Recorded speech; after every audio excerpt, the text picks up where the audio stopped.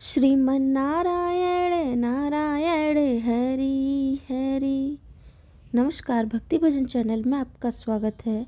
आप इस कथा तक पहुँचे हैं तो आप बहुत भाग्यशाली हैं। यह एकादशी बहुत ही पुण्यदायी है।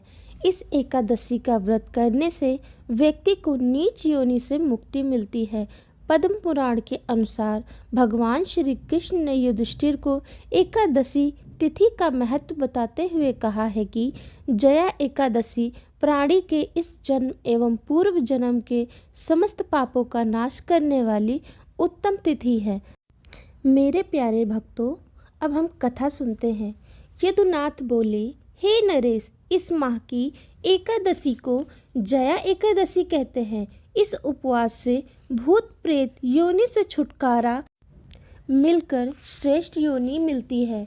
इस एकादशी उपवास को भी नियम अनुसार व विधि पूर्वक करना चाहिए। मैं तुम्हें इस कथा सुनाता हूँ। चित्त लगाकर यह कथा सुनो। स्वर्गलोक में इंद्र का राज्य था। वहाँ वह अमृत पान कर रहा था और नंदवन में अप्सराओं के साथ आनंद पूर्वक काम कीड़ा करता हुआ रहता था। एक दिवस जब इंद्र अप्सराओं के साथ काम केली में मग्न था, उस जगह गंधर्व गान कर रहे थे। उनमें एक बहुत प्रसिद्ध गंधर्व जिसका नाम पुष्पदंत था, वह अपनी पुत्री व पत्नी मलिन के साथ भी गायन कर रहा था। उसी स्थान पर मलिन और पुष्पवान का पुत्र माल्यवान भी था। वहाँ पर गायन करती हुई पुष्पवती नाम की एक लड़की मल्यवान पर मोहित हो काम बाण से घायल होकर उसने अपने हाव भाव, रूप, सौंदर्य आदि से माल्यवान को अपने प्रेम जाल में फांस लिया। पुष्पवती अत्यंत सुंदरी थी। वह उसके नैन नक्श और कटाक्ष भी अत्यंत मोहित करने वाले थे। पुष्पवती के असाधारण सौंदर्य से प्रभावित हो माल्यवान भी उस पर आसक्त हो गया। वे दोनों कामदेव के वश में हो सब कुछ भूल गए, परंतु इंद्र के आदेश पर उन्हें सभा में अन्य अप्सराओं के साथ नाचना पड़ा। परंतु काम शक्त होने के कारण वे दोनों गायन वादन में त्रुटियां कर रहे थे। इंद्र उनकी कामातुर अवस्था देख अत्यंत कुपित हुआ और उसने उन दोनों को श्राप दिया और कहा, हे मूर्खों, तुम दोनों ने मेरा अपमान किया है, इसीलिए तुम स्त्री पुरुष के रूप में मृत्युलोक में जाकर पिशाच का रूप धारण करो और अपने दुष्कर्मों का फल भोगो। इंद्र के श्राप के कारण वे दोनों पृथ्वी पर आकर हिमालय पर्वत पर पिशाच बन वन घूमने लगे और पिशाच बन जीवन बिताने लगे। उन्हें गंध, रस, स्पर्श आदि का भी अनुभव नहीं होता था। वे दोनों बहुत दुख पा रहे थे। दुख के कारण रात दिन वे एक क्षण भी सो नहीं पाते थे। वे अनेक प्रकार के दुखों से ग्रसित थे। जहाँ पर वे ठहरते थे वहाँ पर भयंकर सर्दी थी, जिसके कारण उनके रोमकूप खड़े हो रहे थे तथा दांत भी किटकिटा रहे थे। एक दिवस उस पिशाच ने अपनी पत्नी से कहा, हे देवी, ना मालूम हमने पिछले जन्म में कौन से पाप किए हैं जो हमें इंद्र के श्रापवश या पिशाच योनि मिली है। इससे बेहतर होता यदि हम नरक में होते। इस प्रकार के विचारों में लीन रहकर वे समय बिता रहे थे।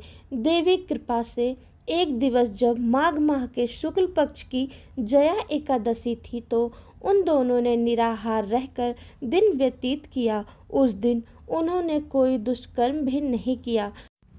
दिन भर वे दोनों केवल फल फूल ही खाते रहे और दुखित हो पीपल के वृक्ष के नीचे बैठे रहे। सूर्य देव भी सायंकाल बीतने पर अस्त हो गए। रात्रि भर वे ठंड के कारण एक दूसरे से लिपट कर बैठे रहे। अगले दिन प्रातःकाल सूर्योदय से पूर्व ही दोनों का देहवासन हो गया। मरणोपरांत वे दोनों दिव्य रूप धारण कर सुंदर वस्त्र भूषणों से अलंकृत हो गंधर्व के रूप में विमान में बैठ देवलोक चले गए। आकाश मार्ग पर देवों तथा गंधर्वों ने उनकी स्तुति की और पुष्प वर्षा की। देवलोक में पहुंचने पर दोनों ने इंद्रदेव को नमन किया। इंद्र भी उन्हें उनके वास्तविक रूप में देख चकित हुआ और उनसे पिशाच योनि से मुक्ति पाने का कारण पूछा। इस पर माल्यवान गंधर्व ने कहा, हे देव, हमने जया एकादशी व्रत और विष्णु भगवान के पुण्य प्रभाव तथा जया एकादशी व्रत के पुण्य से मुक्ति पाई है। इस पर इंद्र ने कहा, अब आप दोनों की हम वंदना करते हैं।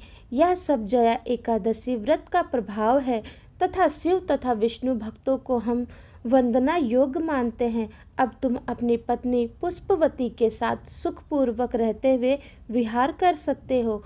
हे कुंती पुत्र, जया एकादशी व्रत कुयोनि से मुक्ति दिलवाने वाली है।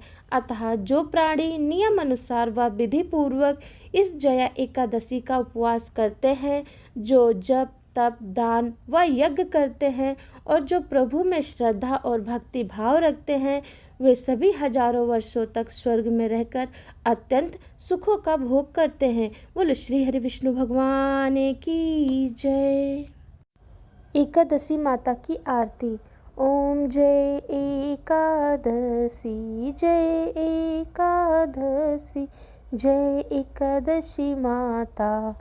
विष्णु पूजा व्रत को धारण शक्ति मुक्ति पाता। ओम जय एकादशी माता। तेरे नाम गिनाऊं देवी, भक्ति प्रदान करनी, गढ़ गौरव की देनी, माता शास्त्रों में वरनी। ओम जय एकादशी माता। मार्गशीर्ष के कृष्ण पक्ष की उत्पन्ना, विश्वतारिणी जन्मी, शुक्ल पक्ष में हुई मोक्षदा, मुक्तिदाता बन आई। ओम जय एकादशी माता। पौष के कृष्ण पक्ष की सफला नामक है, शुक्ल पक्ष में हुए पुत्रदा, आनंद अधिक रहे। ओम जय एकादशी माता। नाम षष्ठ तिला माघ मास में कृष्ण पक्ष आवे, शुक्ल पक्ष में जया कहावे, विजय सदा पावे। ओम जय एकादशी माता। विजया फागुन कृष्ण पक्ष में, शुक्ल अम्ल की पाप मोचनी, कृष्ण पक्ष में चैत्र महाबली की। ओम जय एकादशी माता। चैत्र शुक्ल में नाम कामदा, धन देने वाली, नाम बरूथिन कृष्ण पक्ष में, वैशाख महावाली। ओम जय एकादशी माता। शुक्ल पक्ष में हुए मोहिनी, अपराज्येष्ठ कृष्ण पक्षी, नाम निर्जला सब सुख करने, शुक्ल पक्ष राखी। ओम जय एकादशी माता। योगिनी नाम आषाढ़ में जानो, कृष्ण पक्ष करनी, देवसैनी नाम कहायो, शुक्ल पक्ष धरनी। ओम जय एकादशी माता। कामिका श्रवण मास में आवे, कृष्ण पक्ष कहिए, श्रवण शुक्ल में होए पवित्र, आनंद से रहिए। ओम जय एकादशी माता। आजा भद्रपद कृष्ण पक्ष की, परिवर्तनी शुक्ला, इंद्र आश्विनी कृष्ण पक्ष में, व्रत से भवसागर निकला। ओम जय एकादशी माता। पापा कुंशा है शुक्ल पक्ष में, आप हरनहारी, रमा मास कार्तिक में आवे, सुखदायक भारी। ओम जय एकादशी माता। देवोत्थान शुक्ल पक्ष की, दुख नाशक मैया, पावन मास में करूँ विनती पार करो नैया। ओम जय एकादशी माता। परमा कृष्ण पक्ष में होती जन मंगल करनी। शुक्ल मास में होए पद्मिनी दुख दारिद्र हरनी। ओम जय एकादशी माता। जो कोई आरती एकादशी की भक्ति सहित गावे, जन गुरुदिता स्वर्ग का वास निश्चय ही वह पावे। ओम जय एकादशी माता। जय एकादशी माता। ओम जय एकादशी माता। विष्णु पूजा व्रत को धारण शक्ति मुक्ति पाता। ओम जय एकादशी माता। कथा आरती अच्छी लगी हो तो प्लीज़ एक लाइक ज़रूर करें। कमेंट में जय श्री हरि विष्णु ज़रूर लिखें। बोलो श्री हरि विष्णु भगवान की जय। एकादशी माता की जय।